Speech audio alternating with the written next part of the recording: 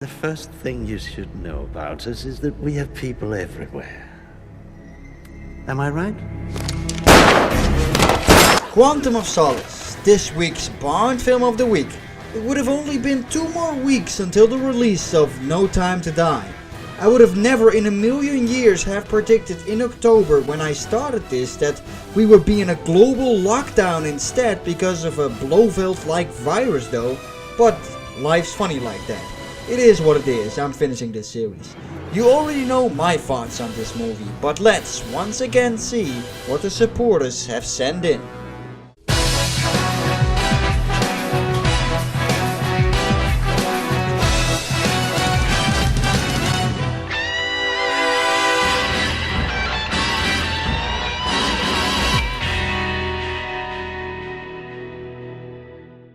Okay, so you just gotta picture me holding a mic in my hand right here. Quantum of Solace, more like Quantum of Soulless. Thank you. Quantum of Solace, 2008, directed by Mark Forster and starring Daniel Craig.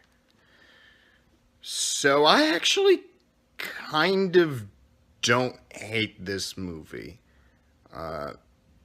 If you look past the editing, which is, honestly, it is very difficult to look past. But if you can manage, there are things about this movie that, at least on paper, kind of work. I kind of like the dark tone this movie goes for. The story is kind of interesting. The villain plot is actually based on real life. Like, that was a thing that actually happened in South America where, companies privatized the water supply. That was a real thing. So I think, making that into a Bond villain plan is very interesting. But, again, there's a world of difference between vision and execution, and this movie's execution is very lacking. I don't really hold it against the movie too much, because by Daniel Craig's own admission, they were kind of screwed over by the writer's strike at the time. So, yeah, it's not the worst Bond movie. I don't think it's as bad as everyone says, but I wouldn't call it, required viewing.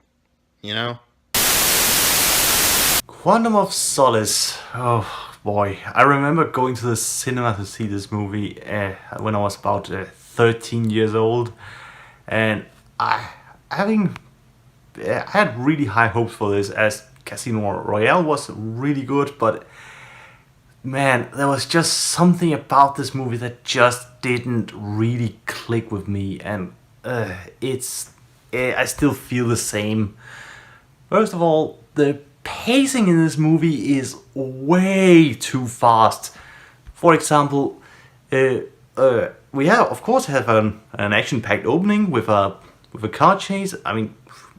Fine so far. But almost immediately after the title song, we are thrown into another hectic chase scene and just rapid-fire exposition. Calm down. Give me a chance to give a damn first. And it's very rarely in this movie that I feel any sort of investment in the plot and the characters. And speaking of characters, the cast in this movie, it's not the best. Craig, well, he has some decent emotional moments near the end, even though they are kind of blink and you'll miss them. But he's a bit too stone-faced for my liking. And it also doesn't help that Bond is kind of an invincible one-man army in this movie. And Camille, she's hot as hell, and she has some decent moments with Bond, as they both have a mutual lust for revenge. She doesn't. That's pretty much all there's to her, and yeah, she doesn't leave that much of an impression. And Dominic Green, one of the most blah Bond villains to date. And especially near the end when he's fighting Bond, I don't buy for a moment that this scrawny little yubby is any match for Bond. On the bright side, all of the action in this movie is actually very well choreographed and thought out, but a lot of the editing kind of messes that up. There are several shots where I kind of think, okay, what just happened? Okay, how did they get there? It's very Jason Bourne influenced, and I don't really remember the Bourne movies that well, but I don't think this style works here. And yeah, that's pretty much it. And also, this movie's tone is pretty much void of any Bond elements. Like there's no Bond theme until the very end.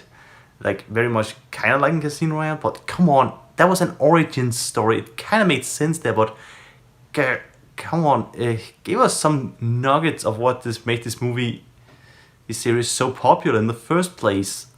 There's also no like casinos, very few glamorous locations. I mean, this movie feels like any generic 2000s action movie. I get what they were going for in that they were trying to distance themselves from Die Another Day, but I think this was a step too far in the other direction. I mean, come on, there's a reason that Bond is such a beloved franchise, and it's not just because they're good action movies. It's that they have such a unique style and personality to them, and this movie just has none of this. And even as a movie in itself, it's just not that great. The film of the week is Quantum of Solace. I have one big recommendation for it. Just play the game. Quantum of Solace, often considered as one of the worst films in the franchise, well deserved. It's just a weak film. Mainly because of the editing, nothing is memorable. We don't know what the movie is about. Although the premise, when you go to Wikipedia, the premise it's quite convincing, and I really like the premise of this movie. Dominic Green wants to sabotage natural resources or something, and this is a genius plot idea that I really, really like. But the way it's executed in the movie is so poor, and it's such a shame, and it's completely a wasted movie for me, as well as for apparently most Bond fans. It's a wasted movie that shouldn't have happened. The worst thing about Quantum of Solace is the terrible editing. You know, a shot lasts a tenth of a second and you really can't see what's going on.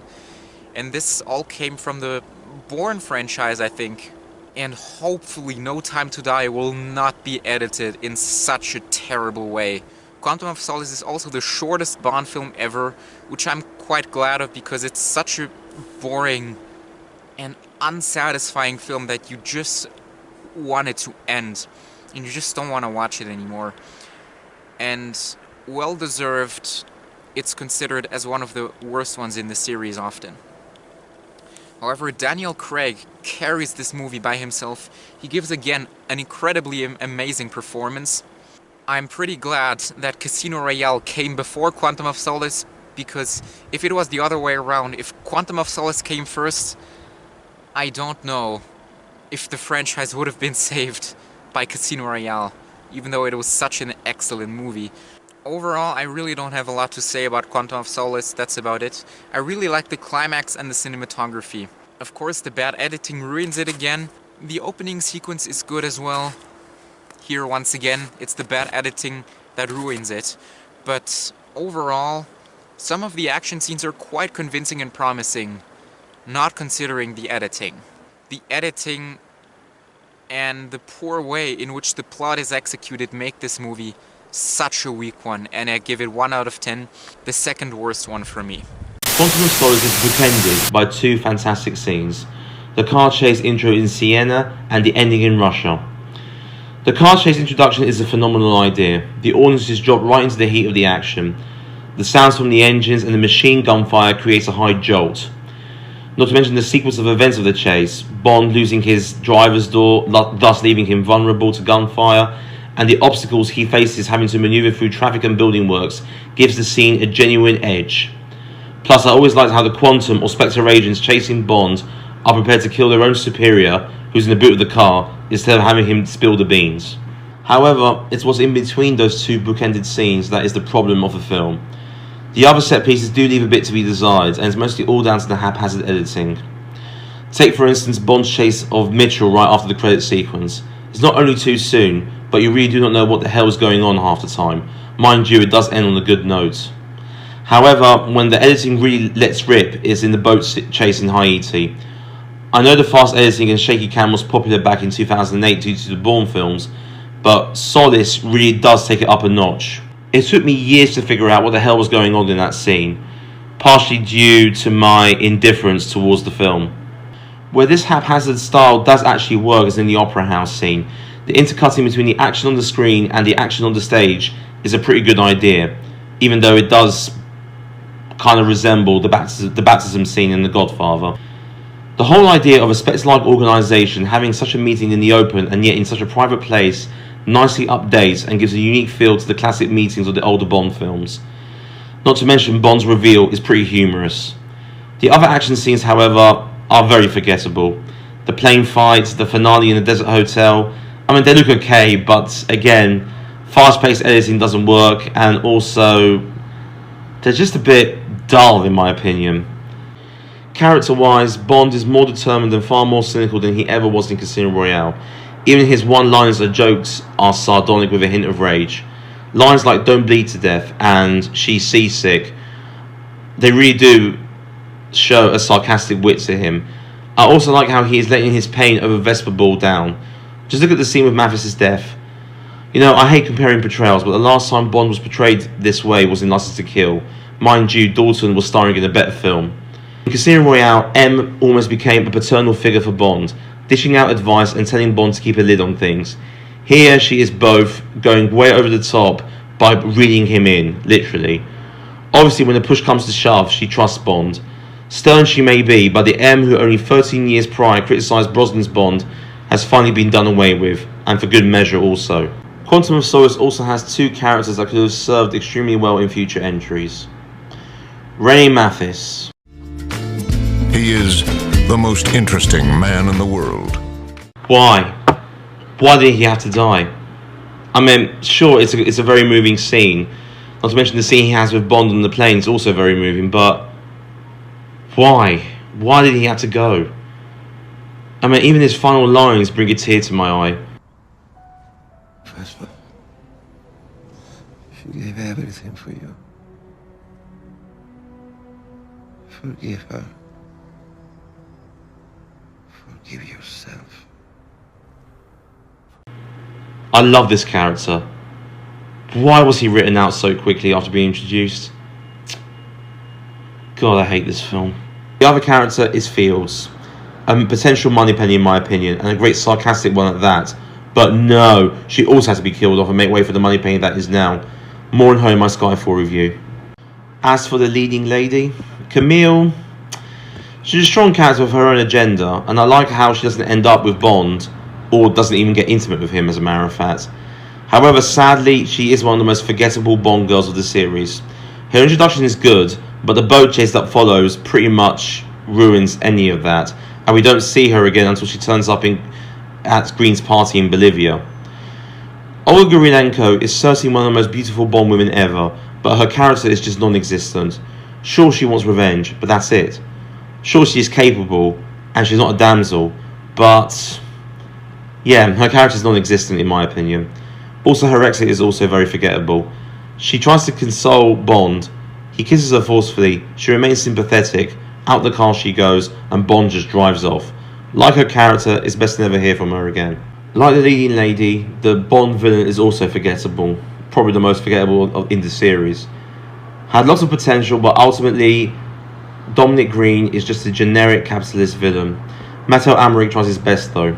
As for his henchman, the scariest one to date.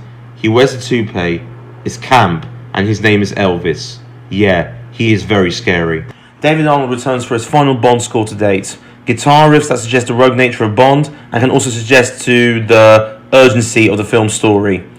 Again, Arnold weaves in not only the Bond theme, but also You Know My Name and Vesper's theme from Casino Royale.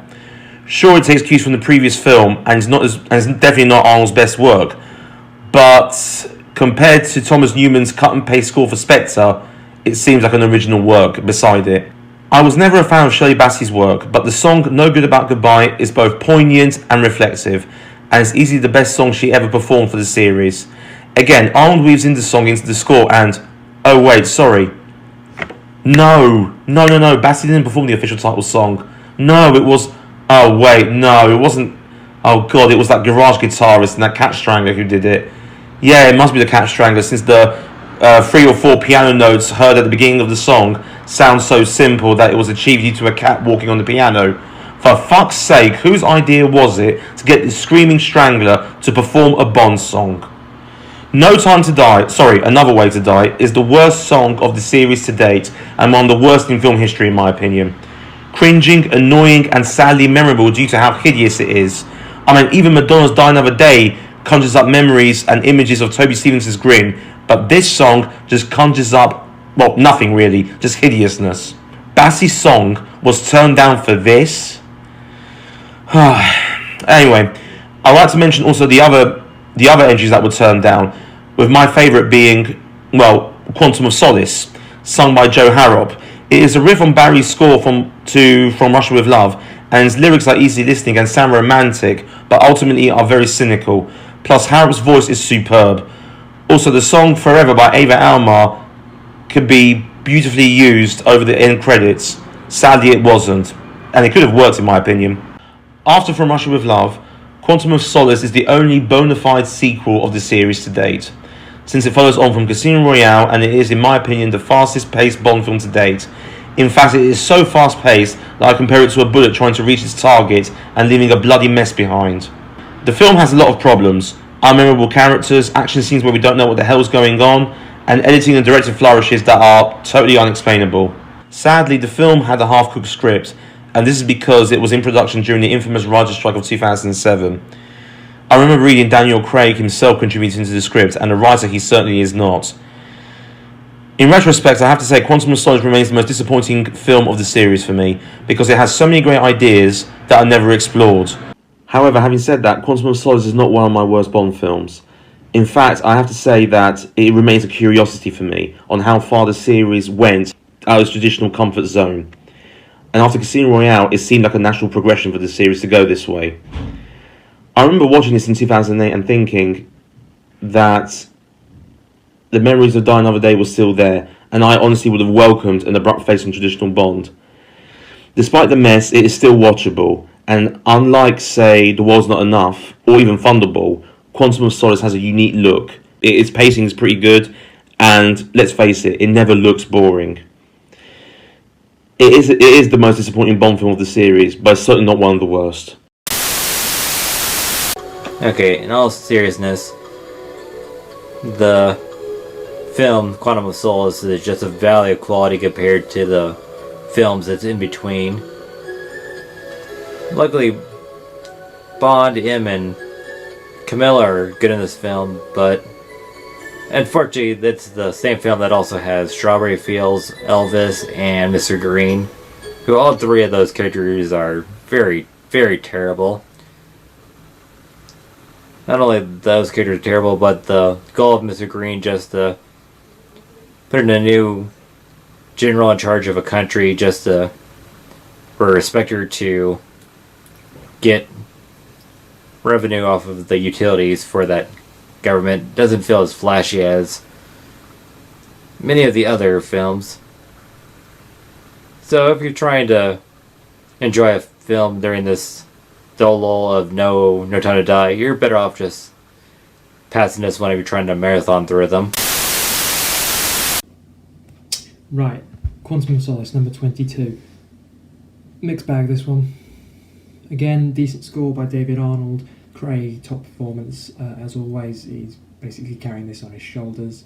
Direct sequel, it kind of works, but it kind of doesn't. It just kind of falls flat on his arse in certain areas.